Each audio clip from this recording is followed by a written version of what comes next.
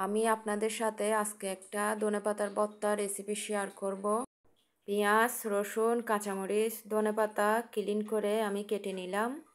পেঁয়াজ, রসুন একটু বেশি দিলে স্বাদ বেশি হয়। সরিষার তেলের মধ্যে পেঁয়াজ, রসুন, কাঁচামরিচ অল্প আছে আমি একটু ভেজে নিলাম। হালকা করে বাছলে স্বাদটা পাওয়া যাবে। আপনারা চাইলে আরও বেশি করে কাঁচামরিচ দিতে পারেন। আমি তেমন বেশি ঝাল খেতে পারি না, সেজন্য অল্পই কাঁচামরিচ দিছি। ধনেপাতাটা দিয়ে দিলাম, অল্প বাছতে হবে, অল্প আছে। পরিমাণ মতো লবণ দিয়ে দিলাম। হালকা ভেজে ঠান্ডা করে মিক্সারে মিক্স করে নেব। আমি মিক্সারে মিক্স করে নিছি। আপনারা চাইলে ধনেপাতা আরও বেশি করে দিতে পারেন। রসুনটা বেশি দিলে স্বাদ বেশি আসে। আমি ফার্স্ট টাইম খাইছি, আর কখনো খাওয়া হয়নি।